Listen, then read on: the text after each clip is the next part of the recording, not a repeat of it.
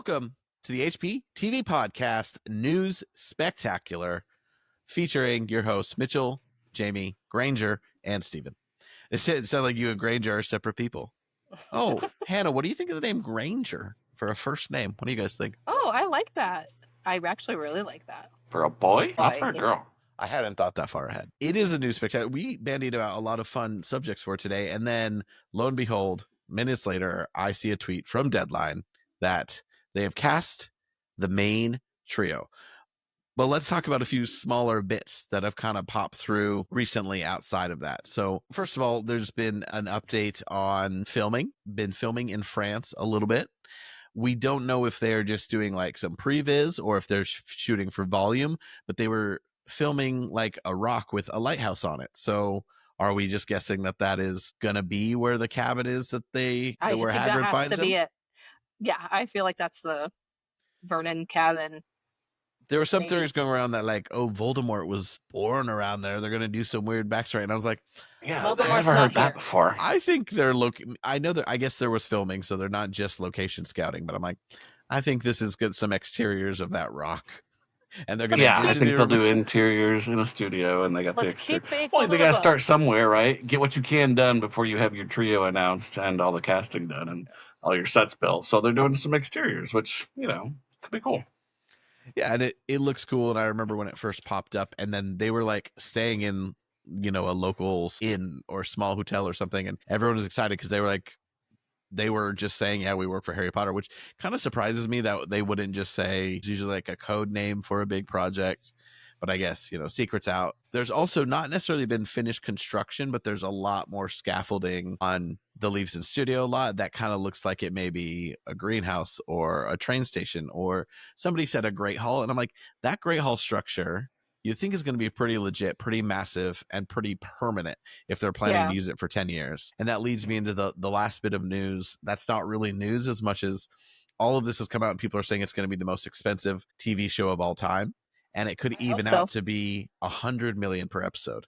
Now, so a blockbuster movie is at least $250 million, generally more. The Game of Thrones episodes were averaging towards the end $40 million, and I think the finale and some others were like $60, $70 million. They're also probably talking about the infrastructure to create this new mini village and school and this and that. So don't get me wrong, it could be pretty high. And if they go 10 years, yes, it could be the most expensive television show of all time. But I don't think we can go in and say for the first 3 seasons, they're definitely going to spend $100 million per episode. And I don't see it, especially if they're using the volume at all. Like that's going to cut down a lot. I mean, obviously pay the visual effects people, pay your post people.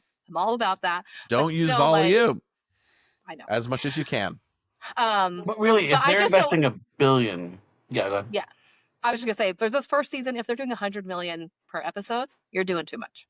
Well, I think it also comes down to, though, if they're investing £1 billion to build this little, city and everything, like, I think that there's an amount there of, like, that's a sunk cost, but how much do you get out of that later? Like we talked before, like, how much do you charge for studio tours at some point? Can they build something onto it?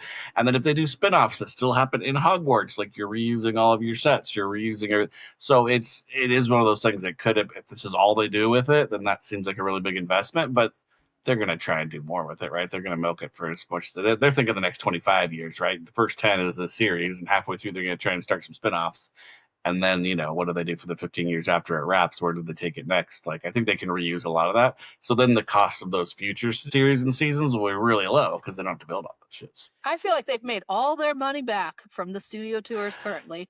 Like, how long has that been open? It's busy every day. Come on. They're going to be fine. It is not cheap. I just think, there's going to be this initial cost, but I can't imagine it reaching that point. And the other thing is they're not going to build that many new sets for seasons 2 and 3. It's really from there on where they're going to need to start adding more. And again, they've done this before. So I just don't think that even that initial infrastructure is going to be insane. And a lot of it's going to be reusable. Even if it's not Harry Potter, you can repurpose that stuff. Like, I think people would be shocked at how incredibly efficient, like the Universal lot where you do the Universal Studio Tour, it is incredible what those same structures have become throughout time. So it's going to go a long way. Maybe the first season will be really expensive. 2 and 3 will probably not be as bad. And then, if the show is successful and they're ready to actually make 7 seasons of this and they're gonna get bigger and bigger, then yes, it will be the most expensive television show of all time.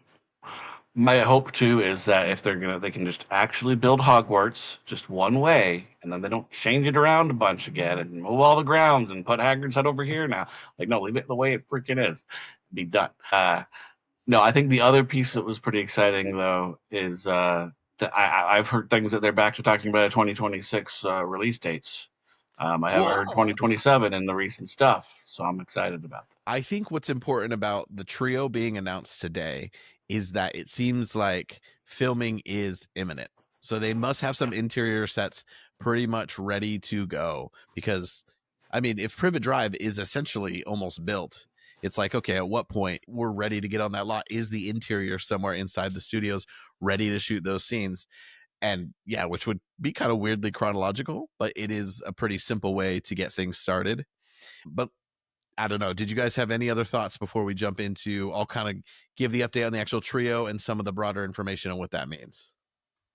I don't think so. All right. So this is via deadline.com, which is my preferred trade site where you get a lot of that information quite quickly. And so the leads are Dominic McLaughlin, Alastair Stout, and Arabella Stanton are Harry Potter, Ron Weasley, and Hermione Granger, respectively. I mean, you can Google this picture. It's actually funny. There's quite a famous picture of Rupert and Emma and Dan when they first got cast, just standing around. And they have them like crouching in grass. And I'm sure that is going to be everywhere, but they look quite accurate. Hermione's hair could still be more curly. So, but it's funny. Arabella played in Matilda, which is a really good long running musical on the West End. And she did have curlier hair for that, but they all look accurate.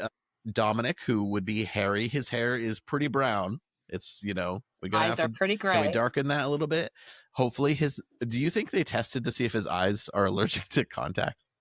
Can we get the green eyes? I hope so. I mean, it's been like 25 years, though. They have to figure it out.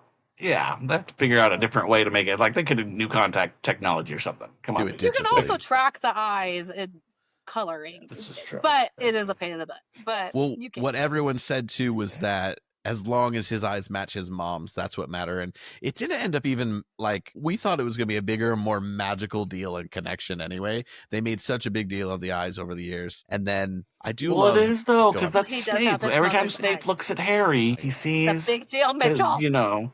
That's the reason he did everything that he did was for her. I also think constant vivid reminder. green eyes stand out because I think you see bright blue eyes a lot, but I think when people say I have green eyes, they're a greenish, they're a hazel. Like to see like emerald green eyes is actually quite rare. I think it's an interesting detail that would set Harry apart. So the showrunner and director Mark Mylod, don't know, said, after an extraordinary search led by our casting directors, we're delighted to announce we found are Harry, Hermione, and Ron. The talent of these three unique actors is wonderful to behold, and we cannot wait for the world to witness their magic together on screen. We would like to thank the tens of thousands of children who auditioned. It's been a real pleasure to discover the plethora of young talent out there. Then they earmarked the number 32,000 kids auditioning. And then something people have pointed out is it's likely enough in this process that if they were willing to see some people who don't look exactly right, they may be pulling some other Hogwarts students from this pool. Mm-hmm. And some people were saying, oh, maybe they found some other Weasleys with the Ron auditions. But I'm like, I think Fred and George need to look distinctly older, even though they're only 2 years older. So I don't know how much that's true, but I think it shows that they've obviously been really into this process and they will be ready to shoot by summer. We have the big adults and the big students now out of the way. Now, experience-wise, these guys are all pretty much newcomers. So McLaughlin has a role in a BBC action-adventure series called Gifted, which I have not heard anything about as of yet. I don't think anything he's done has been released yet. So it's all supposed to come out this year. And then, as I said, Stanton played Matilda in Matilda the Musical for several months. So it is like, it is. I mean, and that's about all the information that you can really put out there. For McLaughlin as well, he's in at some point I read it was a short film, but he's in some sort of film called Grow with Nick Frost that's coming out this year as well. Yeah, that's the first thing I'd seen. I think I was mixing that up with the other series.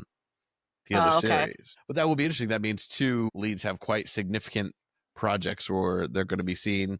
And yeah, I mean, and then the Ron. and then the Ron looks great. Actually, he looks a little too contemporary. Would be my only complaint. Obviously, they could. Well, do I his hair want to see them differently, but standing up because he's supposed to be tall and lanky, Oh, and I feel like they had him squat because he's not. But that's okay. Well, yeah. Children actors are usually short. It's part of the game. I wonder too, though, like how much do they like look at these kids' parents to try and figure out what they're gonna grow up? Because you've had some child actors who were hecka cute, and they just grew up to be the funniest looking adults. And, like you can never put them on a movie screen again. So I'm just worried. What if that happens with these kids? So I'm gonna assume that they did their research and they checked their DNA and all that, and they're good to go. I did want to say though, because I was able to glean some extra information from this photo that really has me concerned. All right. And of these children. Look at this kid. First of all, his name is Dominic, right? Are we going to call him Dom? Dom, that's just got Fast and Furious vibes because Daniel's Dan, I think we should. I like the name Dominic, but we can't name our baby it because there's a famous Christmas song called Dominic the Donkey.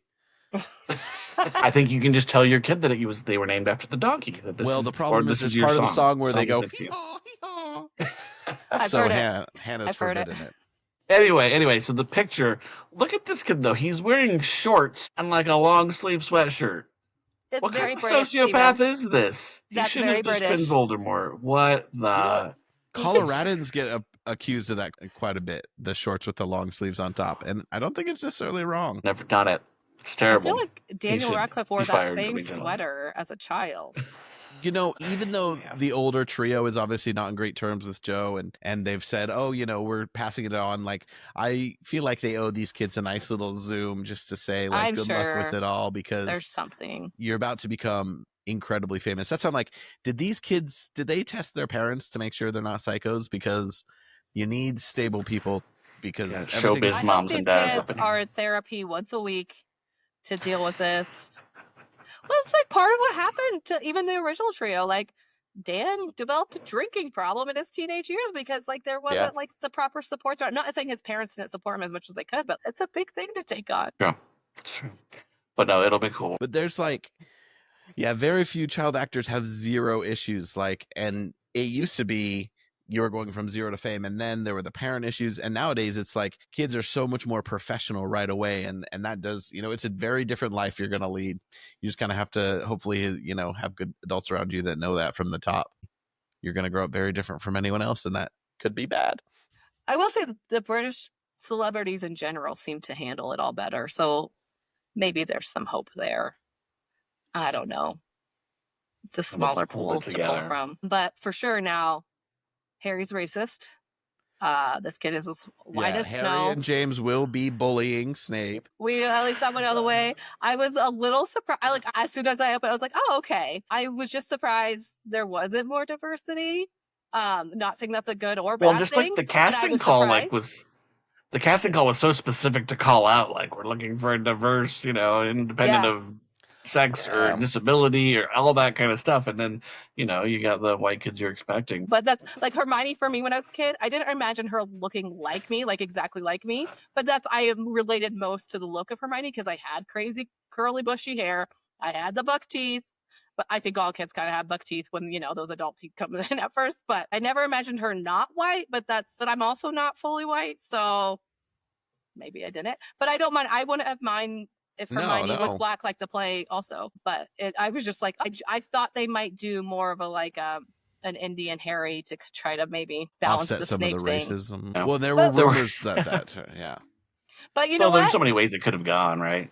And if he just plays it and like he's just such an a-hole that Harry's going to hate him no matter what, it's going to work out. James, on the other hand, you're right. Well, that's the thing. Like when we talk about movies having more diverse casts or gender swapping, maybe a classic story, everyone, I don't know, it's hard for me to say this as a white dude, but I just think everyone said that means all roles. That means like we get to play messy people, villainous people. Mm-hmm. I think with Snape, it's more that bully relationship and some of the snivelly bully bits that make it's going to make it more complex. And I'm like, do we want the kids show doing that when it's balancing the magical prejudice and history and then racial prejudice? If it does at all, we don't know how they're going to handle it. But I just think it was valid enough. And I think if Harry would have been not white, then there would have been a lot more conversations like that. I feel like it would have been I mean, today would have been a whole different thing. I think they would have, dropped this on a Friday, like, so people wouldn't have time to make a big deal about it, which is sad. Yeah. But Well, and the thing is, like, they look cute. someone's going to say something, right? Someone's going to be pissed off about it no matter which direction it goes. And so it's just kind of, pick the kids that are going to be the best actors to be able to do the role the best. And I think you roll with it from there, right?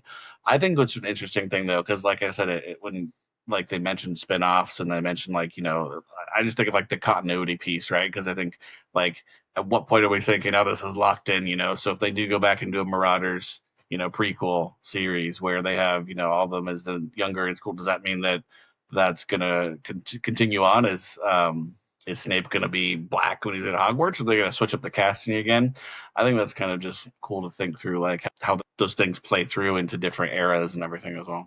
I think we would be lucky if this show is successful enough that they do a Marauder spinoff. And in that case, I'm happy for it to feel like it's staying within the same world, where then we're directly connecting to this cast and everything. So, it is what it is now. So I'm excited for it and I'm ready for it. I've been doing some quick surfing of the Reddit, and there's been some sleuthing, not a ton. It seems like the actress Arabella is 12. That's it seems like the main actor Dominic, he has the most, I wouldn't even say social media, but his agency had cryptically posted a few times, Dominic is having some exciting interviews, but the pictures of him are a little bit more Harry-esque, I think. Still very brunette, but like just the way his bangs fall and stuff. I think it was just cool to see him do a few different looks, but it's good. Everyone's saying they should make sure these kids are never on social media. It's just and yeah, everyone else is kind of talking about this show called Grow that he's going to be in with Nick Frost. I don't think there's any media quite out about it yet, but it's like, and that's exciting too, because I mean, I don't know if they even work together. You could be on a show with someone and not even see them, but I think it'd be cool, like, if they are, because that was already shot. So like them going in with already having this relationship, which I think would be cute for Harry and Hagrid, like, obviously not that relationship already being established, but like the chemistry already being there. I think that could be a really good thing. But I'm excited to see like who else they cast. Like, I want to see like Flitwick and Sprout, and I really want to see like future seasons. Like, I'm so curious about who's going to be serious and like. Don't Gilderoy get ahead of and yourself, stuff. Jamie. We need a good season. Looking at the Reddit, it is cool just to see other pictures that people have of them. Like, there's some headshots and stuff, like just to see them as little kids, even if they are all 12. I don't mind. I'm really glad. I think 12 is about the limit, because if they get behind on filming, you don't, want this point where they're not going to look like kids. Like, I really think it's important for season 1 and 2 for them to look really young. And, either way, we're going to see them go through puberty and everything. That puberty is going to hit right between 1 and 2, and it's going to be like, oh. Also, is it bad? I want to know what their contracts are. I want to know how ironclad, like how easy it is for them to get out of it if they hate it. Like, I want them to be able to leave if they hate it. But at the same time, I'm like, oh, I don't want them to be recasting them really fast. I wonder too. Mitchell, their lives don't matter. This is about our show. They need to just suck it up and deal. Unless they're bad, and then. Well, yeah, then we can get right.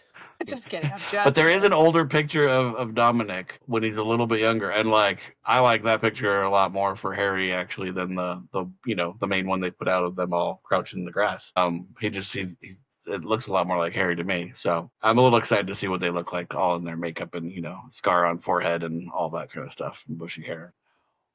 I'm a hypocrite. I just was like, don't get ahead of ourselves. And then I'm seeing things about Goblet of Fire, and I'm like, yeah, I'm ready. I think it's exciting. It's like, you have the trio, you wish the best for them. And I think, like, even if they're not very good actors right away, I think that's how the original trio is. I think it's hard to find good actors.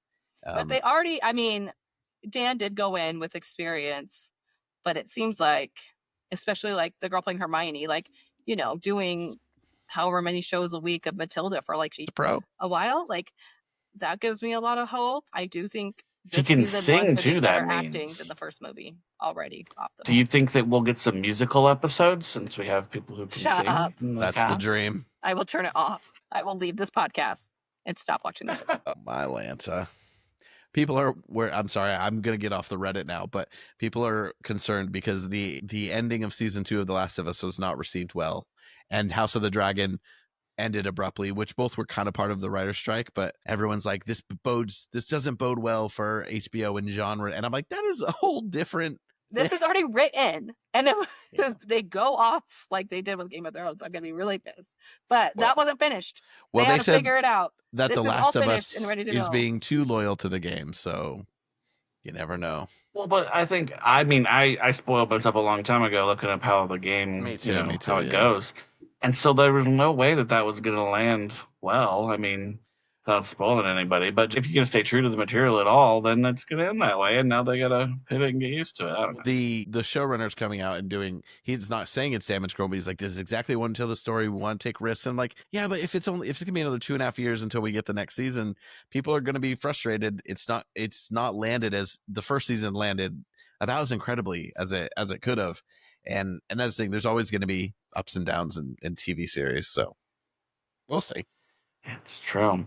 And this is just such a long run. I mean, how many shows have went for a full 10 years? You know what I mean? Like, I know it's only 7 seasons, but, they're planning on having some gaps in there, it sounds like. But you got your, Friends and Big Bang Theory and I don't think they ER. are planning on having... But like, well, everyone keeps saying, like, how great is it that The Pit, which is a really excellent show on Max, is coming back in January. It's actually going to be here every 12 months, and they're doing 13 episodes and feels like TV again. Even though it frustrates me with, like, Stranger Things, like, it's doing more of a movie release schedule, like, every 3 years, which, although it wasn't necessarily intentional for this one, you kind of have to with the amount of work that it is. Like, but it's also hard with kids. Like these kids look like they're 30 now in Stranger Things. Like, I'm just saying, I get why it happened to Game of Thrones, even though it was incredibly frustrating. And so hopefully they have a schedule and they have a plan saying, okay, here's how we're going to do 7 seasons in 10 years. And obviously it has to go well to start.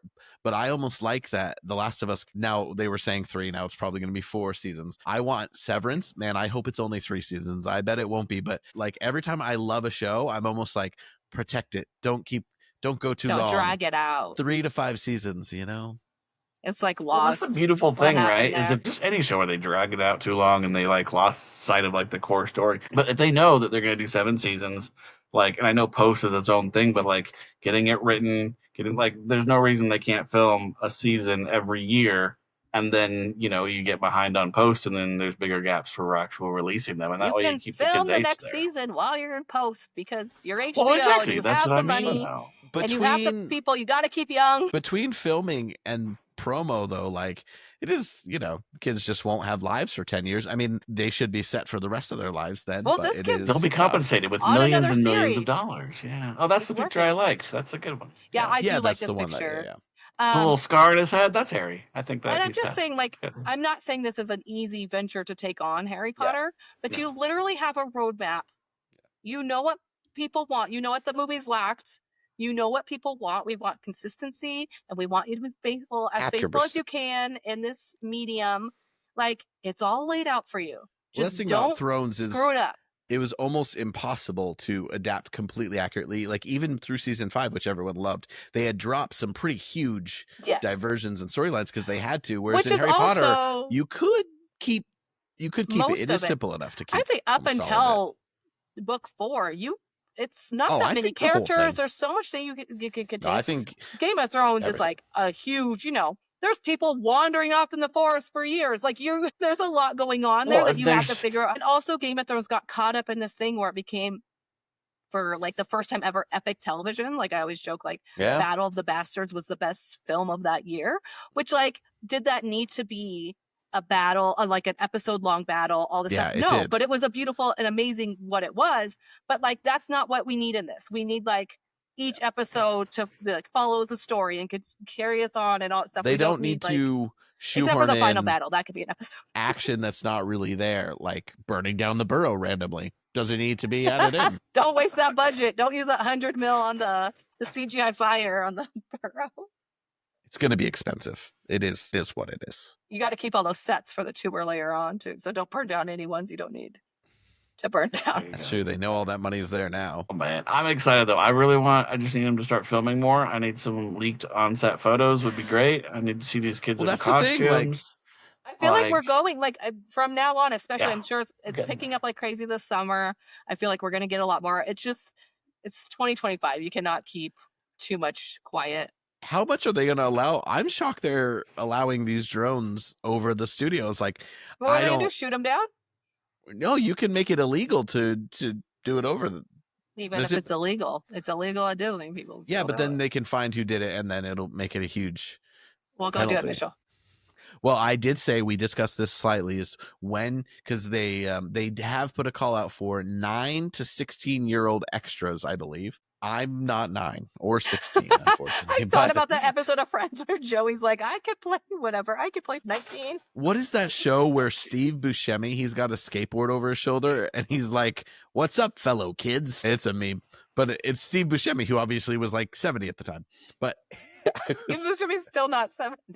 you know how somebody Google it. Anyway, I was thinking, when is it appropriate where they're going to need adult extras? And I need to start getting into the London extra community because it is a thing, like same as in LA or New York, people just go around and be extras all the time. Okay, Steve Buscemi is 67.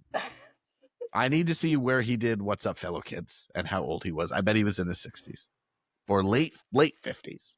I thought Steve Buscemi was in his 60s like 20 years 30. ago. Yeah, I know. No offense, Mr. Buscemi. I adore you. It's from 30 Rock. Oh, Yeah, it's from 30 Rock. It aired in 2012. He's 67 now? 54. Damn it. 55. So you're good, Mitch. Anyway, we You're were 19. thinking they're not going to need that You can many pull it off adult better than him. extras for the first few movies. But when we get to Goblet of Fire and we're at the Quidditch World Cup, when we're in the Ministry and Order of the Phoenix, like, I'm just going to walk through the background. Yeah.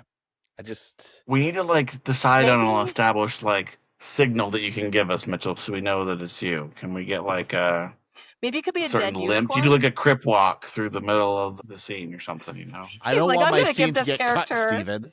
I'm going to give this character a limp. You're just a random professor that they never mention. You could be the arithmetic professor guy.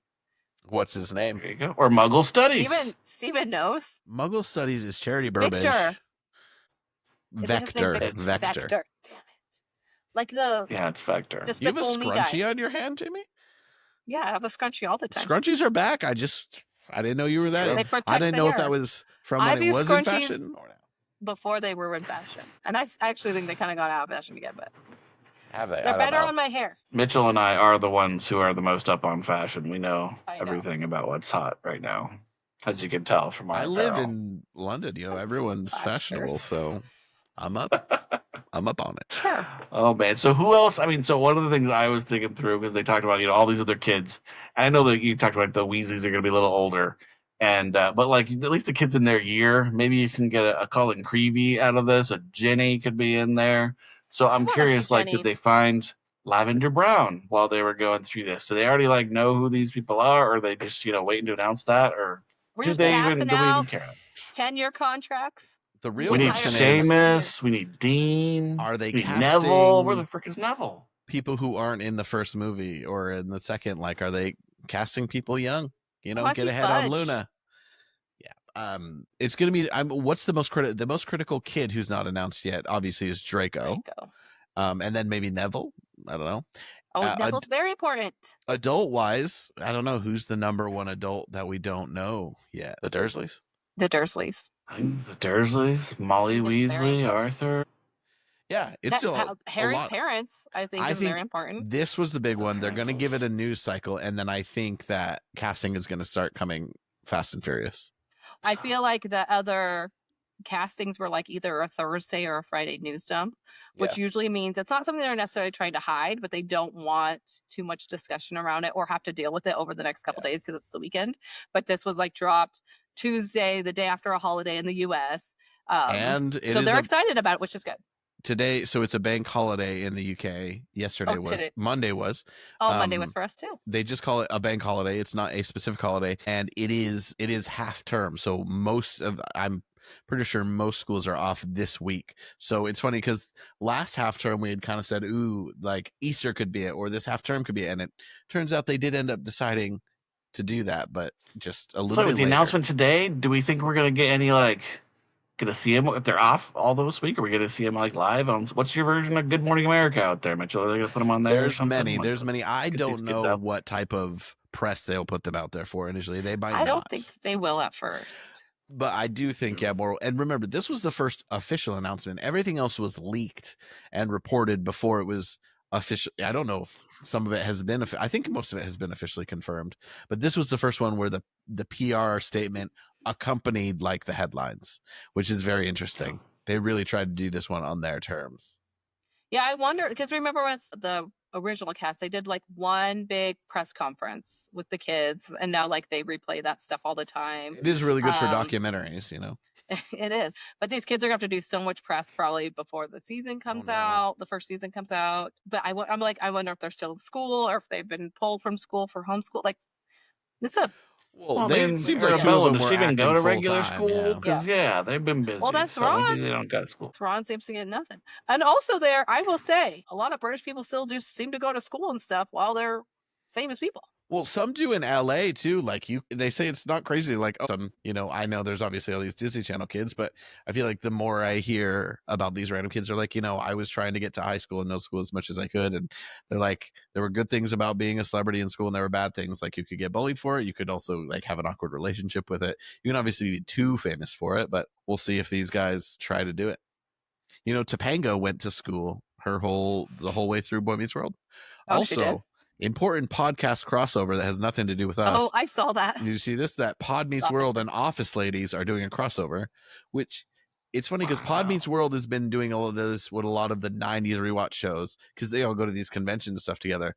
But those two shows are huge. Like, they are the two biggest rewatch podcasts, which is quite the career renaissance for all five of those hosts. But I'm excited because I listened to Office Ladies for a few, like the first 2 or 3 seasons. I listened all the way to 7, and then did you? I've downloaded the ones for the finale, but I haven't listened to them. But they're sitting in my bank of podcasts. But you'll better bet I'm going to listen to those as soon as they come out. Mitchell's life has just all come together right now. It's merging. Did you see the first images for the Office spinoff? The paper. Yes, I did. I'm excited. You ready? With Bill Weasley. I love him. Oh, it's so exciting. I don't know. I'm hesitant for any of this. They're just going to screw it all up. They need to stop. I love seeing the Harry Potter series IMBD now has some cast in it. It's very exciting. Yeah, it's getting official. Well, I wonder what we are going to probably start getting is of some official artwork. Like, there was one image of just the word Harry Potter, but I think we're going to start getting like, what's the poster going to be, the vague one, before they put any people on it. And that could mean it's not crazy to think that within 8 to 10 months we have a teaser that's maybe literally like one shot and mostly graphics, maybe with a little bit of the music, because we're obviously going to need some new theme. And it's gonna be like, okay, are they gonna borrow from the other series? We're already gonna start getting a good idea of what are they pulling from the films and what are they gonna completely ignore. Well, it's like, up your game. Look how like the Hunger Games has been announcing their cast. For one, amazing effing cast, and it's a lot of exciting people to announce. But it's like so cool the way they're doing it. Like, there's no shame behind it. There's no like huge like, oh, we gotta not do this or secrecy. It's like, this is who we have, and they're doing it in a really cool way that's like exciting. Okay, we have like almost all the major roles cast. Give us a little something. I think this is going to be, I think the ball's going to start rolling. We're going to get a good idea of how they're going to treat it. But I need to comment on the Hunger Games thing, because remember, I actually really liked the Ballad of Songbirds and Snake movie. I didn't like love it, but I like it. Yeah. I enjoyed it, and I thought they could have done even more with it because it's obviously way further in the past, whereas this is kind of a prequel more directly to Hunger Games and even more so Catching Fire. But they literally have gotten big names for every single role, which doesn't necessarily mean it's going to be good. But it seems like they did that movie and it made some money, but it wasn't that well received. It wasn't that big of a deal. And now they're going for it. Like, they're going to make this like this huge event film, which is like, I mean, to me. For people who've read that book, I read it. Yeah. I'm so interested to see how they do it. This is them establishing like the next phase of like that franchise. I think the Ballad of Songbird and Snake was kind of like testing out the waters. But like, if you read the book, especially like the way that they start tying things together, like this is really going to flesh out the world. So they could go really, really big with this like over the next years. And so it's cool. Like you said, they're taking the approach they're taking. And they're just having fun with it, and they're doing some really cool things. Well, who would have thought that it was franchise, like that there was going to be this much more interesting story to tell? But Susan Collins, like, you have to give it up. Like, everything she's done within this world, people forget how good those first 2 books are, especially like some of my favorite books, even as a 36-year-old the tension woman. and the emotion and the anger when it is still kind of YA adjacent. Like, it's actually a really good story of what you can do with good writing. And she's the author who started out as a screenwriter, right? She wrote like, I want to say, I could be completely wrong, but I believe she started off like writing for Nickelodeon shows or something like that. She was like a screenwriter first, which I think leads to like helping it go to a visual medium. But there's something about like the director, what's his name? Francis something. Lawrence. I mean, and I think he just did the last 4. Anyway, the original cast is so cool about that. Like, people are talking about that if they do like a little of the epilogue and stuff, spoiler, yes, in the book, but it's stuff that's already happened, that they would probably all come back and do it because they had such a good experience. And I think that really has contributed to all these great people doing this new one. And obviously they probably have a crazy budget because they can to hire all these people, but that's kind of crazy because the other one didn't do, Ballad of Songbirds and Snakes didn't do amazing numbers. Yeah. Like, it's crazy that they're like, no, we're gonna give this budget. But this we're gonna hire book these did people. a lot better than that book as well, Did it? because Okay. people love the character of Haymitch, and it's just cool. Like Caesar Flickerman, like these really cool characters that we recognize from the original Hunger Games movies that we get to see younger. So I don't know. I'm excited for that. I wonder if we're gonna get what comes out first, that movie or season 1 of Harry Potter, because we will do a special episode. I know they haven't even started filming, but probably that movie. But that movie is going to be a lot. If you read that book, I mean, you guys have, it's crazy. That arena's crazy. It could come off really cheesy, but I'm excited to see what they do. Shout out to Woody Harrelson as well, who started that character. And I just watched a compilation of every single time that Norm walks into Cheers. And so as you get a little further into the series, it's instead of Coach welcoming, it's Woody. And it's so funny every time. It's a 19-minute clip of every single time Norm walks into the bar. And a lot of them are repetitive, and he does like the same basic quip. And then there's a few that separate it. And it is quite a good clip. R.I.P. to George Wendt. I don't know how to pronounce his last name. I love, I have a Cheers hat right behind me. He would have been a great Hagrid. Well, and also like there's this whole thing on like TikTok and online in general, like that we all totally would have just allowed them to just take Woody Harrelson and CGI him younger and had him in the movie because people love him so much as Haymitch. I think with some makeup, he could look pretty young. He's still, I don't know. He's like a cat. I did got see the energy for it, though. Woody Harrelson in a play in person, and I was in the front row because they just let you day of buy tickets to the show, and it was in a smaller theater, and it was him and one of the girls from Dairy Girls and Andy Serkis. And oh gosh, that's an amazing show. When you're that close, you can see their makeup, but you can also see they're kind of old. But the show was called American Ulster, which is quite a risque and aggressive black comedy. But they were so good in it. But it was called American Ulster, and Ulster is a word for like the northern part of Ireland and even sometimes Scotland. Like an Ulster fry is like what they'd call a fry up there. And there was obviously the American actor was Woody Harrelson, and then you had an English guy and a Northern Irish woman. And so my wife is Northern Irish, so we had to go see it. So, and it was cool. Celebrities will come to the West End and just do a show to kind of do something different, and they get pretty mixed reviews because everyone's like, oh, they're just coming to try and win an Olivier and just show up and do it. And so last year there were a couple that got really bad reviews, whereas Nicole Scherzinger came over and she did a show and it was amazing. So you kind of never know what you're going to get. So I try not to go see a show just because of celebrity, but that one, it was a lot of ingredients that made me want to see it. You should have gone and saw Whoopi in Sister Act. I really wanted to go. She was in Sister Act here? Yeah, she went over and did it. No, not since I've been here. Whoopi? I'm telling you, it's been Beverly Knight since I did see Sister Act.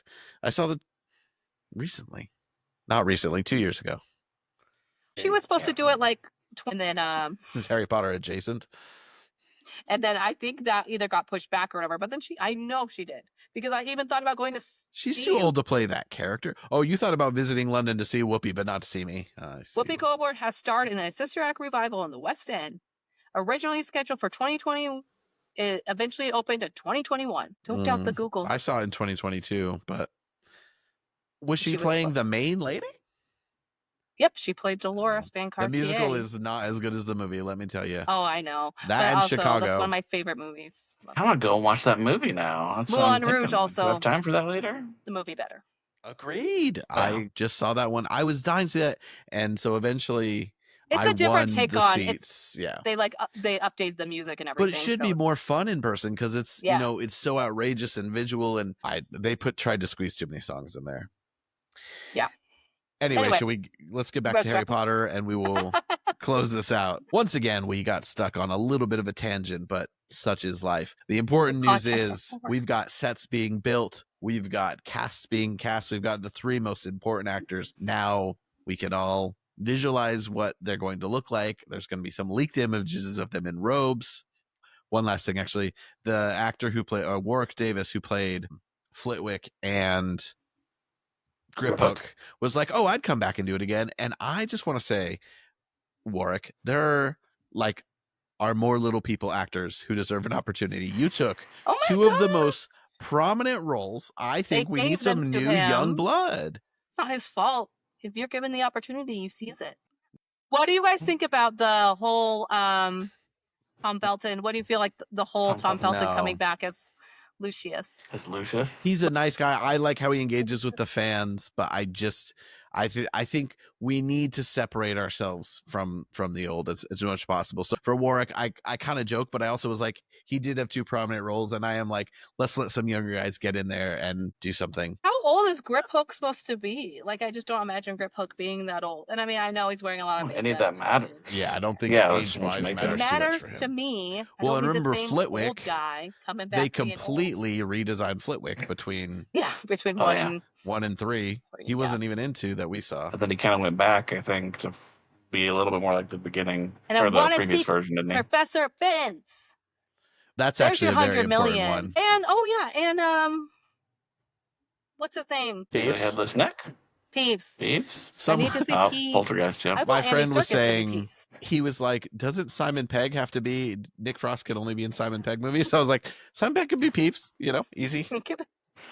You could totally be Peeves.